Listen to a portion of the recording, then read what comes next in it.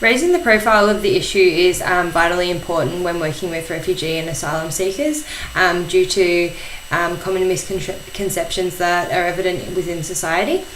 So as stated earlier, the amount of refugees settling in Victoria is relatively high. Victoria typically has the largest refugee intake and the highest numbers of asylum seekers in Australia. And a lot of them are complex and chronic physical, mental conditions. So they're the kind of health issues that individuals working in healthcare are working with. So in Bendigo, the majority of the refugee population are Karen. So the first 7, just to give a bit of a background, the first 7 Karen Burmese refugees arrived in Bendigo in 2007, and since then a lot more have come from refugee camps in Thailand, for example. So living in Bendigo, the individuals are generally settled into other areas, and then they move to Bendigo through resettlement due to having friends in the area, or there's different settlement regions around Victoria, but Victoria is where majority of refugees do resettle. So it's called secondary migration in those instances. But generally speaking, a lot of the refugees and asylum seekers settling in Victoria majority are from Afghanistan or Burma. So that's a bit of an overview about the populations. So raising the profile of the issue in Victoria is important as I've discussed earlier.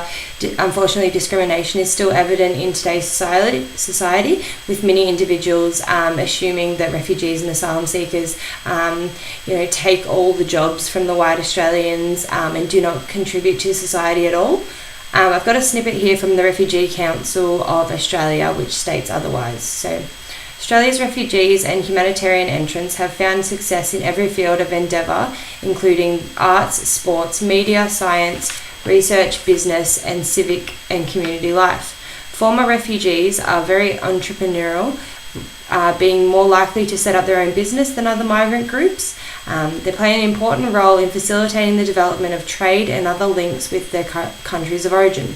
Former refugees value the education of their children very highly, with the proportion of young refugees attending an educational institution being higher than other migrants and even higher than individuals born in Australia. They make substantial social contributions to Australia through volunteering, promoting community development and engaging in neighbourhood activities and events. So that was from the Refugee Council of Australia. So although there is a generally negative view evident in relation to refugees and asylum seekers in Australian society, with a misconception of this issue is bigger than me, this issue is not my problem.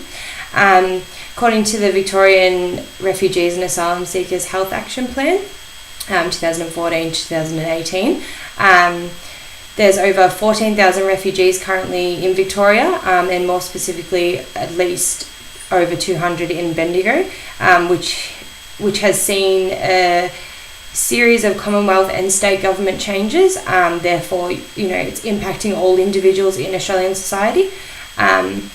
So studies show that of these, over 50% of the refugees resettling speak nil English, and about 40% speak poor English. So the number of, and as I said earlier, the number of individuals with complex and chronic health needs is also increasing. This issue is major, and improving collaboration and inclusiveness in society, as well as the healthcare provision, is vital to make a difference when working with this group, this priority group, should I say. So through this collaboration approach, at a government level, the Commonwealth are responsible for removing barriers of existing Commonwealth programs, increasing support for GPs and specialists through MBS reforms, as well as implementing mechanisms to build capacity across health systems to address refugee and asylum seeker health issues. So the Commonwealth have responsibility, as do state governments, as do all individuals in society.